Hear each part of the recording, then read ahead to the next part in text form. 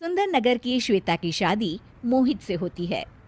शादी के बाद श्वेता बहुत ही खुश थी और वो अपने ससुराल वालों को खुश करने के लिए कभी खाना बनाने की क्लास लगाती तो कभी सिलाई कढ़ाई सिखाती। वो हर काम में सर्वगुण संपन्न थी। मोहित एक गुजराती परिवार का लड़का है। एक दिन सास ने कहा, अरे बहू, तू जितनी सुंदर है ना, क्या उतना अच्छा खाना बनाना भी आता है? हाँ माँ जी, मुझे हर तरह का खाना बनाना आता है। आप बताइए तो सही, आपको क्या खाना है? मैं तो सिर्फ फाफड़ा ढोकला खाती हूँ और खिलाती हूँ। लेकिन माँ, खाने को तो और भी कई अच्छे आइटम हैं।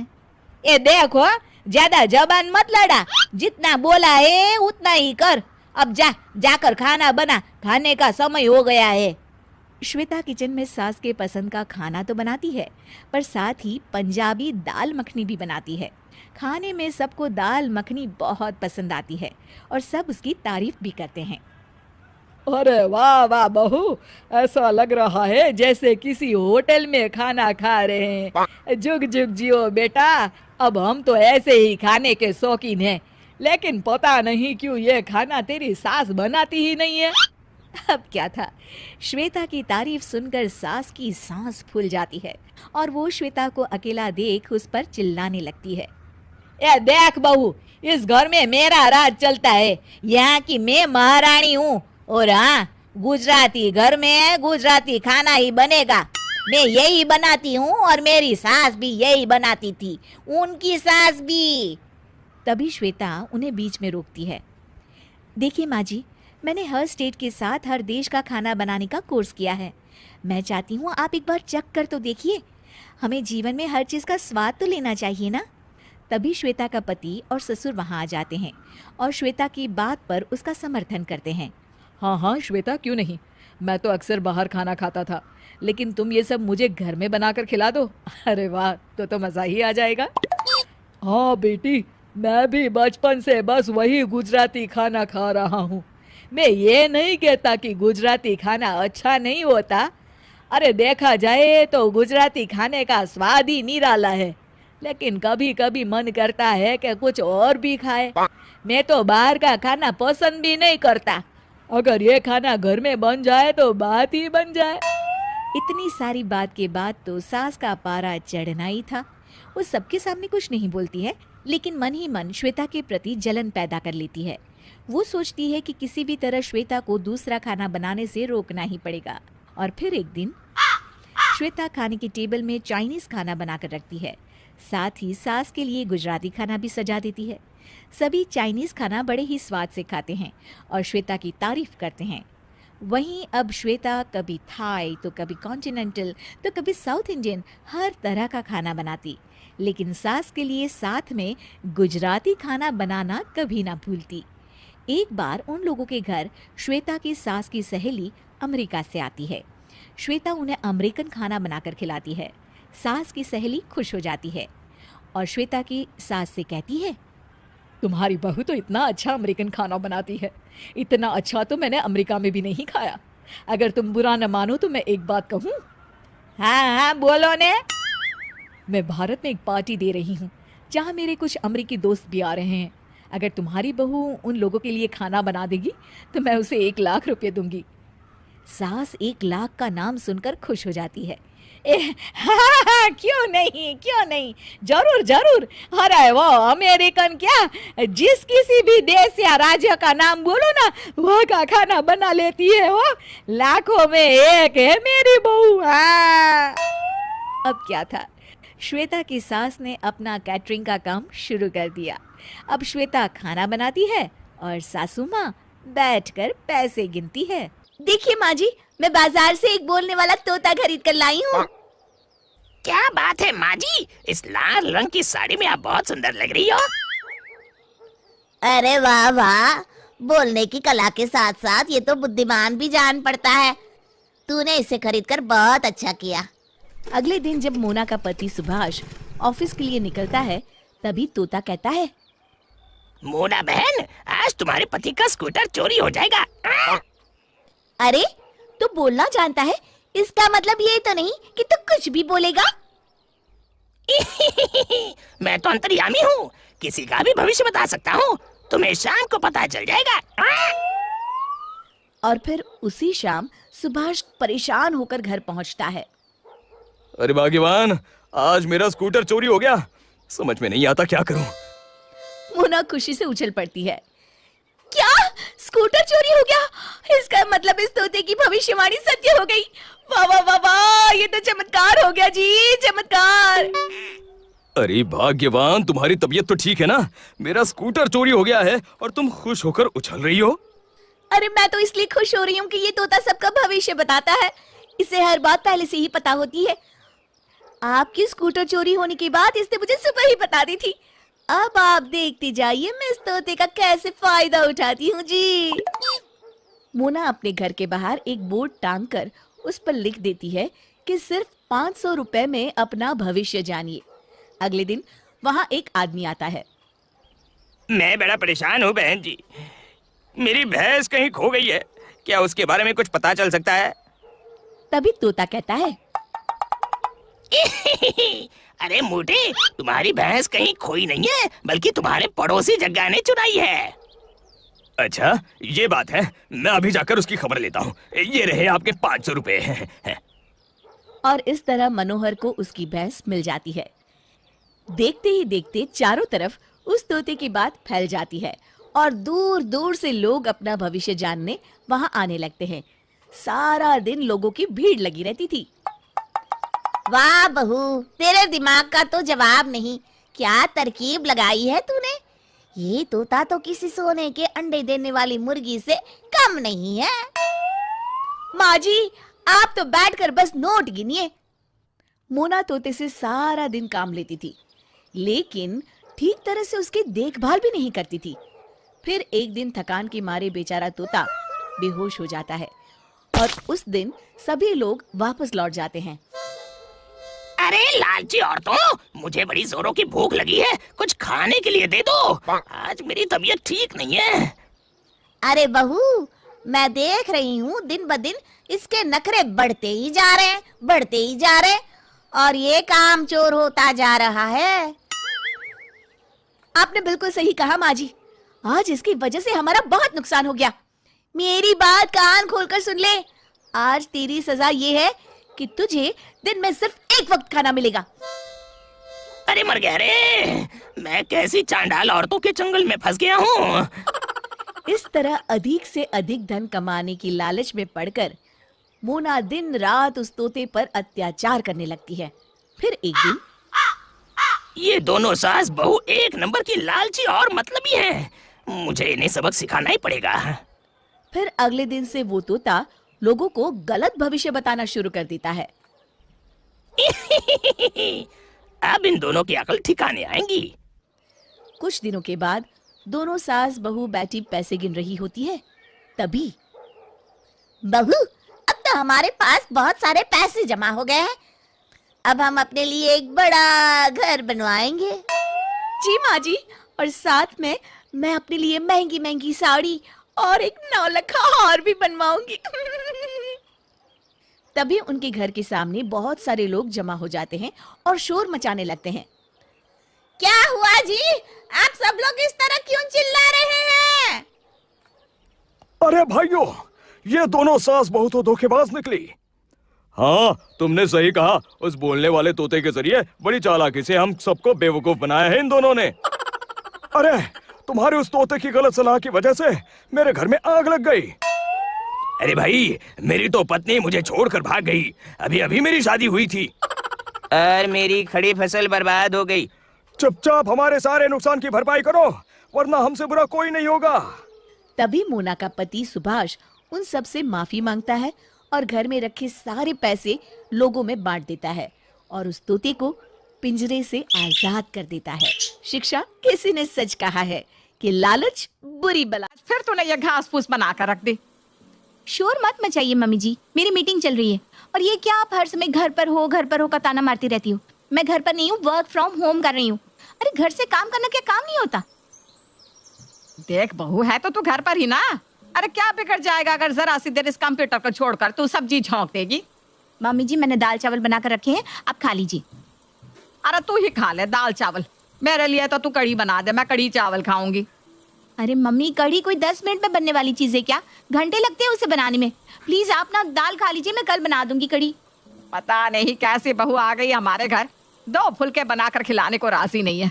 अरे हम तो चावल खा लेते हैं, फुलके मांग भी नहीं रहे, लेकिन चावल के साथ कुछ तो बनाइए बहू रानी। इसके हिसाब से चलूंगी ना तो ये रोज दाल चावल और खिचड़ी बनाकर खिला देगी। मैं खुद ही राजमा भिगो देती हूँ कल के लिए, फिर देखती हूँ कैसे नहीं बनाती। उस दिन तो सास निर्जा किसी तरह दाल चावल खा लेती है, लेकिन अगले दिन के लिए उसने राजमा भिगो दिया था। अगले दिन साक्षी देख, आधा काम मैंने कर दिया है, राजमा भिगो कर रखे हैं, अब तू झटपट राजमा छौंक दे और चावल बना दियो उसके साथ। मम्मी जी, आज मेरी इंपॉर्टेंट मीटिंग है और हाँ, राजमा बनाने में बहुत समय लगता है। अब प्लीज कोई मेड लगा लो ना खाने के लिए। अगर आप तूने खाना बनाने में जरा भी नखरे दिखाए ना तो मैं अनशन पर बैठ जाऊंगी। हाँ, तुझे पता है ना मुझे मेड का हाथ का खाना नहीं अच्छा लगता। सास की बात सुनकर बेचारी साक्षी रसोई में जाकर जल्दी जल्दी राजमा बनाने लगती है। लेकिन राजमा तो भाई राजमा है, उसे बनाने में पकाने में उतना ही समय लगेगा जितना लगा करता है, जिसके कारण वो मीटिंग अटेंड करने में लेट हो जाती है। क्या बात है साक्षी, तुम्हें मीटिंग का टाइम पता नहीं था क्या? सिर्फ पता था, लेकिन वो क्या है ना, मैं अपनी सासू माँ के साथ रहती हूँ और वो हर रोज़ कुछ ना कुछ नया खाने की फरमाइश जारी कर देती है, और अगर बनाने के लिए मना कर दो तो अनशन पर बैठने की धमकी देती है। I am really sorry sir. ऐसा है साक्षी, अगर तुम्हें ऐसे ही काम करना है ना तो तुम ये नौकरी छोड़ दो और घर में एक रेस्टोरेंट खोल लो, या फिर अपनी सास के साथ मिलकर घर घर डब्बा पहुंचाने का काम शुरू कर दो। रोज नई नई डिश देकर तुम्हारी सास खुश हो जाएगी। तुम्हें इस नौकरी की कोई जरूरत नहीं है। नहीं सर, सर प्लीज़, मैं सच में शर्मिंदा हूँ, आगे से मैं ध्यान रखूंगी। देखो साक्षी, अमेरिकन क्लाइंट कॉल पर था और तुमने कॉल ही अटेंड नहीं किया। इतनी लापरवाही मैं बर्दाश्त नहीं कर सकता। ये तुम्हारे लिए लास्ट वार्निंग है। अगर फिर से ऐसा हुआ ना तो तुम इस नौकरी से हाथ धो बैठोगी। बॉस से तगड़ी झाड़ खाने के बाद अब साक्षी का खून खौल रहा था। तमाशा बन गया है मेरी जिंदगी का। पता नहीं किस मनहूस घड़ी में मैंने ये वर्क फ्रॉम होम लेने का डिसीजन लिया।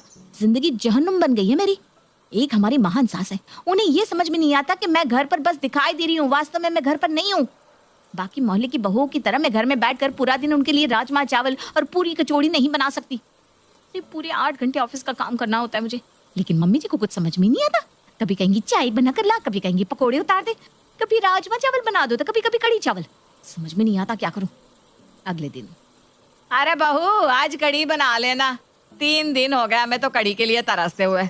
सच्ची हमें नहीं पता था बेटे की शादी करके हमारी ऐसी हालत होने वाली है कि अपनी पसंद का खाना भी नसीब ना होगा।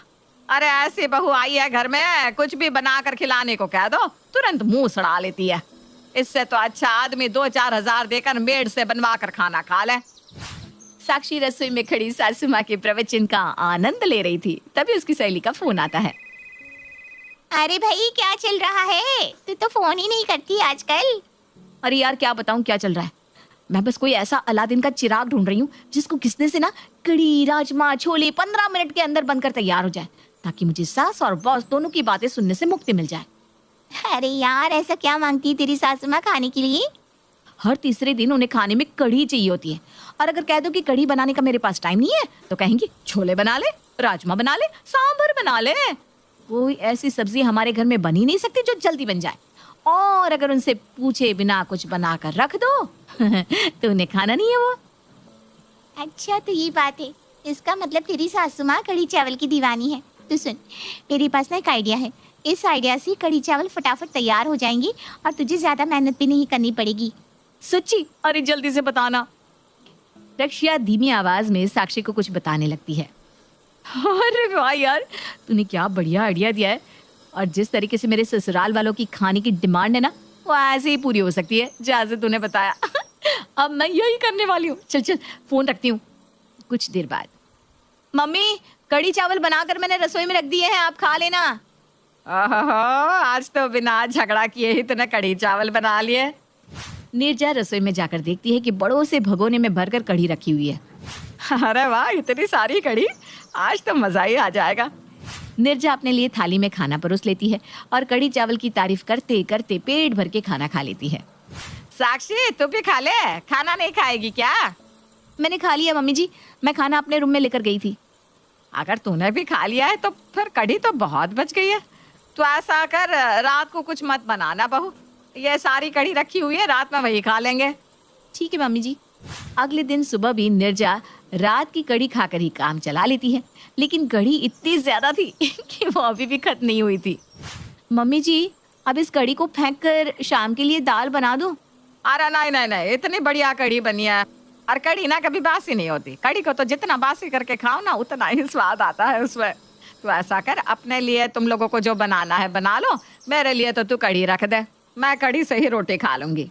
ठीक है मम्मी जी। अगले दिन सुबह। अच्छा बहू, तुझे रोज रोज मेरे लिए कड़ी बनाने में दिक्कत होती है ना, तो ऐसा कर, ऐसे ही इकट्ठी कड़ी बना कर रख दिया कर। 2-3 दिन मेरा काम उसी से चल जाया करेगा। अब तो फिर कड़ी बना देना, और हाँ, कड़ी में ना पकोड़े भी डाल देना। पिछली बार तेरी कड़ी में पकोड़े नहीं थे ना। ठीक है मम्मी जी, मैं आज फिर बना दूंगी। अब तो साक्षी खाना बनाने में जरा सी भी ना नकुर नहीं करती थी।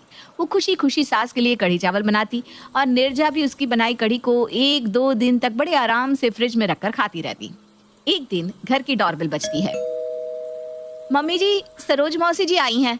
आरा सरोज, बड़े दिनों बाद इधर की तरफ आ गई है। हाँ दीदी, आजकल समय नहीं मिलता ना। वो क्या ना, चौक वाले गुरुद्वारे में लंगर शुरू हुआ है। उनके लंगर में इतना बढ़िया कड़ी चावल मिलते हैं, क्या बताऊं, खाकर मज़ा ही आ जाता है। आज मैं आपके लिए भी लंगर से कड़ी लेकर आई हूँ। आप भी प्रसाद को चख कर देखो। आपको तो कड़ी वैसे भी बहुत पसंद है ना। हाँ, बात तो तेरी सही है, कड़ी मुझे बहुत पसंद है, लेकिन तूने अभी मेरी बहू के हाथ की कड़ी नहीं खाई। अरे इतनी बढ़िया कड़ी बनाती है ना मेरी बहू कि बस खाने वाला अपनी उंगली चाटता रह जाए। पर एक कमी रहती है, बहू कड़ी में ना पकोड़े डालने में बड़ी कंजूसी करती है, और फिर कड़ी में पकोड़े ढूंढने में ना मारा मारी हो जाती है हमारे घर में। अच्छा भाई, इतनी तारीफ कर रही हो तो लाओ, हमें भी खिला दो जरा बहू के हाथ की कड़ी। अरे क्यों नहीं, तू बैठ, मैं अभी लेकर आई। दीदी बस थोड़ी सी लेकर आना, मुझे चखना ही है। खाना तो मैं गुरुद्वारे से खा कर आई हूँ। निर्जा अपनी बहन के लिए कटोरी में थोड़ी सी कढ़ी लेकर आती है। कढ़ी का 1 चम्मच मुंह में रखते ही, अरे दीदी, ये कड़ी आपकी बहू ने बनाई है? और नहीं तो क्या। ऐसा कैसे हो सकता है? आपकी बहू ने तो बिल्कुल वही टेस्ट की कड़ी बनाई है जैसी मैं अभी लंगर से खा कर आ रही हूँ। अरे ऐसा कैसे हो सकता है? अरे दीदी, क्यों नहीं हो सकता? आपको यकीन ना हो तो अभी डब्बा खोल कर देख लो। निर्जा तैश में आकर जैसे ही सरोज का लाया हुआ डब्बा खोलती है तो वो बिल्कुल हैरान रह जाती है। डब्बे में भी बिल्कुल वही कढ़ी थी, उसका रंग, रूप और स्वाद सचमुच बिल्कुल वही था। साक्षी, क्या है ये सब? माफ कर दीजिए मम्मी जी, मैं तंग आ गई थी आपके इस कढ़ी प्रेम से। इसलिए जब मेरी सहेली ने मुझे बताया कि गुरुद्वारे में कढ़ी चावल लंगर में बट रहे हैं, तो मैं वहाँ से ढेर सारी कढ़ी ले आई और आपको खिला दी। आपको कढ़ी पसंद आ गई तो मैं वहीं से लाकर आपको कढ़ी खिलाने लगी। अब आप ही बताओ मम्मी जी, मैं करूँ तो क्या करूँ? या तो मैं घर में रोज़ आपको ये 56 भोग खिला सकती हूँ, या फिर अपना काम कर सकती हूँ। मैंने अब इस प्रॉब्लम का हल सोच लिया है। मैं कल से ऑफिस जाना शुरू कर दूंगी। अब ये वर्क फ्रॉम होम का झंझट मुझे चाहिए ही नहीं। अरे भाई, तू ऑफिस चली जाएगी तो मेरे खाने का क्या होगा? वो सब कुछ मुझे नहीं पता मम्मी जी, आप मेड लगाकर उसके हाथ का खाना। अरे बहू, नहीं नहीं नहीं नहीं, तू ऐसा कर, जैसा चल रहा था ना चुपचाप ऐसे ही चलने दे। मुझे लंगर वाली कड़ी खाने में कोई दिक्कत नहीं है, बस तू ऑफिस मत जाना। मुझे ना अब तेरे हाथ के खाने की आदत हो गई है बहू। और अंत में कढ़ी चावल का मुद्दा हमेशा के लिए हल हो जाता। पिछले एपिसोड में आपने देखा कि कैसे मीना की फिजूल खर्ची और ओवर शॉपिंग के कारण उसके पति और सास दोनों ही परेशान रहते हैं। आगे, अरे मीना, ये पकड़, मेरी और मेरी बेटी की शादी। हमारे इतने भी बुरे दिन नहीं आए कि हम वैसी ही साड़ी पहने जैसे हमारी काम वाली बाई पहनती है। ना माँ जी ना, पॉजिटिव थिंकिंग रखिए। ये क्यों सोच रही है कि आपने काम वाली जैसी साड़ी पहनी? ये सोचिए कि काम वाली ने आपकी जैसी साड़ी पहनी है। अरे चुप कर, बात तो एक ही है ना। और हाँ बहू, यहाँ कोई पैसों का पेड़ नहीं है जो तू ऊट पटांग खरीदारी करती रहती है। बस माँ जी बस, आज के बाद मैं आप लोगों से कभी भी पैसे नहीं लूंगी। ये कहकर वो वहां से चली जाती है। अगले दिन मीना फिर ढेर सारी पैकेट्स लेकर घर में घुसती है। सास और पति की आंखें ये देखकर फूटी की फूटी रह जाती है। इस बार तो मीना हर बार से भी ज्यादा महंगे सामान लेकर आती है। मीना पंकज को दिखाती है, ये देखिए जी, कितनी महंगी घड़ी है, पूरे 10% कम रेट में मिली है, वो भी बड़े मॉल में। अरे ये कहाँ से आई? मीना, आखिर तुम पैसे कहाँ से ला रही हो? जरूर अपने गहने बेच रही होगी, तभी तो इतने महंगे सामान खरीद रही है। अरे सासू माँ, मीना नाम है मेरा, मीना। मेरा काम खरीदारी करना है, बेचना नहीं। ये बोलकर मीना वहां से चली जाती है अब तो रोज ही मीना बाजार जाती और ढेर सारा सामान लाती। ना तो पति से पैसे लेती और ना ही सास से, और ना ही उनके दरवाजे कोई पैसे मांगने के लिए आता, यानी कि उधार भी बंद। अब ये बात माँ बेटे को किसी भी तरह से पच नहीं रही थी। सास एक दिन ये पता लगाने के लिए कि मीना कहाँ से पैसे ला रही है और शॉपिंग कर रही है, उसका पीछा करती है। वो उसके पीछे पीछे मॉल तक जाती है, जहाँ वो देखती है कि पहले तो मीना ढेर सारा सामान ले रही है और फिर पर्स से कुछ निकाल कर बिलिंग करवा रही है, फिर बिल पर्स में रखकर वापस आ रही है। सास जल्दी से भागकर घर आ जाती है और कहती है, अरे इसके पर्स में पैसे आखिर कहाँ से आ सकते हैं? आज तो मौका देखकर इसका पर्स देखना ही होगा। मीना घर आती है, साथ ढेर सारा सामान होता है। वो इस बार सास को बिना दिखाए ही अपने कमरे में चली जाती है। सास भी मौके की तलाश में बैठती है कि तभी वो मीना को आवाज देती है, मीना, अरे ओ मीना, जरा एक कप गरम गरम चाय दो, पिला दे। हाँ हाँ क्यों नहीं, मैंने आज ही ऑटोमेटिक मशीन खरीदी है, उसी में चाय बनाकर देती हूँ। ये कहकर मीना बड़ा सा बॉक्स लेकर किचन में चली जाती है और सास मौका देखकर उसके कमरे में जाती है और बहू का पर्स खोलकर देखती है, लेकिन उसमें उसे कोई पैसे दिखाई नहीं देते। वो वापस आकर बैठ जाती है। मीना उन्हें चाय देती है, लेकिन चाय पीते ही सास पूरी चाय थूक देती है। छी छी, ये चाय पीकर लग रहा है जैसे खाली पानी में चीनी उबाल दी हो। ओहो, बड़े बड़े लोगों के घर ऐसी ही चाय बनती है माँ जी, मशीनी चाय। नहीं बनना मुझे बड़े लोग। अरे चुपचाप जा और अदरक कूटकर अच्छी सी चाय बनाकर ले आ। मीना बड़बड़ कर कर वहां से चली जाती है। वहीं पास बैठकर सास सोचती है कि आखिर इसके पास पैसे आ कहाँ से रहे हैं जो रोज शॉपिंग करती है। सास शाम को पंकज को सारी बात बताती है। वो उसे बताती है कि कैसे उसने मीना का पीछा किया और मीना ने अपने पर्स से ही सारी बिलिंग की है। फिर दोनों सोच में पड़ जाते हैं कि आखिर पैसे आ कहाँ से रहे हैं। एक दिन सास और पंकज दोनों को ही इस सवाल का जवाब मिल जाता है जब एक बार फिर से घर के दरवाजे की घंटी बजती है।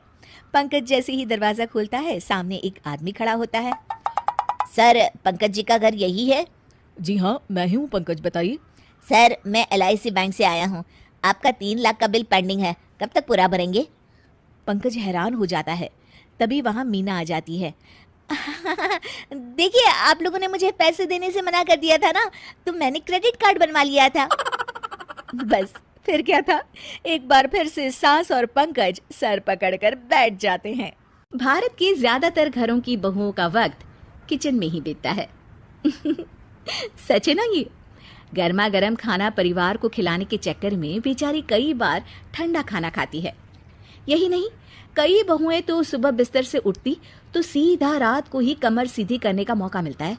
ऐसे में अगर किसी की सास सारा दिन मगरमच्छ की तरह एक खाट में बैठी रहे तो उसे देख बहू के मन में क्या चलेगा, खुद ही देखिए। अरे सुहानी बहू, कहाँ है? चाय पीने का मन कर रहा है, जरा लाना तो मलाई मार के एक कप। जी माँ जी, अभी लाती हूँ गर्मा गर्म मलाई मारकर प्योर दूध वाली चाय। हाँ, चढ़ा दे चूल्हे पर, और हाँ, बेसन घोल के रख देना। बारिश का मौसम बन रहा है, जैसे ही बरखा रानी बरसे ना, बना देना प्याज आलू के पकौड़े। जी माँ जी। ये बोलकर बहू चली तो जाती है, लेकिन जाते जाते सोचती है, भाई जिंदगी हो तो ऐसी, सारा दिन खाट के मजे, बैठे बैठे जो मर्जी वो खाओ, जब मर्जी तब सो, ना किसी के खाने की चिंता ना खिलाने की। तभी लाइट चली जाती है। सुहानी परेशान हो जाती है कि सास की आवाज आती है। अरे सुहानी, जरा मोमबत्ती तो लगा दे मेरे कमरे में, और फोन देना जरा। सुहानी मोमबत्ती और फोन देकर वहां से चली जाती है। थोड़ी देर में ही घर फिर बिजली से जगमगा जाता है।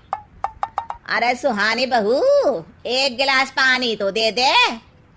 वो पानी लेकर सास के पास जाती है। माँ जी, क्या बात है, बार बार आप पानी मांगती है? इतनी प्यास लगती है तो यहीं जग भर कर क्यों नहीं रख लेती हैं आप? अरे बेटा, क्या बोलूं। अच्छा चल जा और देख घर में कितने गद्दे और रजाइयां हैं। शाम को बुआ का परिवार आ रहा है, 6 लोग हैं वो कुल। कहीं सोने और रहने में कोई कमी ना रह जाए। जी माँ जी, पर घर में तो कुछ भी सामान नहीं है। लिस्ट बनाकर दे दे चल। ओहो, वो भी मैं ही करूं। काश काश भगवान मैं इनकी जगह होती, सारा दिन सेठ की तरह ऑर्डर ही देती रहती, पानी लाओ, चाय लाओ, पकोड़े बनाओ, हाय रे, कब मैं सास बनूंगी। ये सोचकर वो वहां से चली जाती है। अब तो हर बात पर सुहानी भगवान से प्रार्थना करती कि किसी तरह भगवान बस अब मुझे सास बना दो। कहते हैं ना कि सारा दिन किसी बात को कहते रहो तो एक वक्त आ जाता है जब जुबान पर सरस्वती जी बैठी होती हैं। अगले दिन ये क्या, उस चौकी में बैठी होती है सुहानी, जो कि अब सास के रूप में है और सास बन गई है बहू। सुहानी मन ही मन कहती है, अरे वाह भाई वाह, क्या खाट है ये, सामने से सीधी हवा मुंह पर, आय हाय। चलो जरा रौब भी आजमा लेते हैं। अरे चाय पीने का मन है, जरा मलाई मार कर देना एक कप। सास सामने से चाय लेकर आ जाती है। ये लीजिए। सुहानी खुशी खुशी चाय पीती है, लेकिन ये क्या, मलाई से तो उसे परेशानी हो जाती है। अरे ये क्या हो रहा है, मेरा पेट इतना भारी भारी क्यों लग रहा है। हे भगवान, मैं उठ क्यों नहीं पा रही हूँ। अरे कैसे बहू बनकर मैं तितली की तरह उड़ा करती थी, सास बनकर तो बर्फ की तरह जम सी गई हूँ। तभी वहां सास जो बहू होती है वो आ जाती है। अरे माँ जी, वो घर में गैस खत्म हो गई है, खाना कैसे बनाऊं? मैं कैसे बताऊं कि कैसे बनाऊं, और कोई नहीं जानता क्या कि गैस को कैसे भरा जाता है। अरे आप ही तो इस घर में पिछले 40 साल से गैस भरवा रही हैं ना, किसी को तो ये भी नहीं पता कि कैसे घर में सिलेंडर भरते हैं। अच्छा रुको देखती हूँ। अरे ये तो बड़ा ही लंबा प्रोसेस है, कैसे सासू माँ डेट याद रखती थी कि कब रसोई घर की गैस भरनी है। तभी सुहानी को चक्कर आने लगते हैं। वो समझ नहीं पाती है कि हुआ क्या। उसके सामने एक पैकेट रखा होता है जिसमें लिखा होता है चक्कर आने पर। अरे पानी लाओ जल्दी। सास पानी लेकर आ जाती है। क्या आप भी जब देखो तब पानी मंगाती रहती है। अरे जग भर कर अपने पास क्यों नहीं रख लेती। सुहानी को अब समझ आता है कि दवाई को केवल ताजे पानी के साथ ही खाना है। वो चुप हो जाती है। अचानक लाइट चली जाती है। अरे अब ये क्या स्यापा है। अरे आपने बिजली का बिल नहीं भरा, फोन तो आपके पास ही है। सुहानी तो अब सास बनकर भी परेशान है। अरे अब ये मम्मी जी और क्या क्या करती थी। अरे आपको क्या हो गया है, आप ऐसी बात क्यों कर रही हैं। आप तो जानती है कि आपकी जिम्मेदारी है कि रसोई में कौन सा सामान खत्म हो रहा है, काम वाली को कितने पैसे कहाँ से देने हैं, रसोई गैस से लेकर पानी, बिजली और हाँ इंश्योरेंस की किस्त, सब कुछ। सुहानी बीच में ही रोक देती है। अरे बस बस, मैं तो बहू ही ठीक थी। उठो, खाना बनाओ, खिलाओ और सो जाओ। चिंता तो नहीं थी। हे भगवान, मुझे बहू ही बना दो।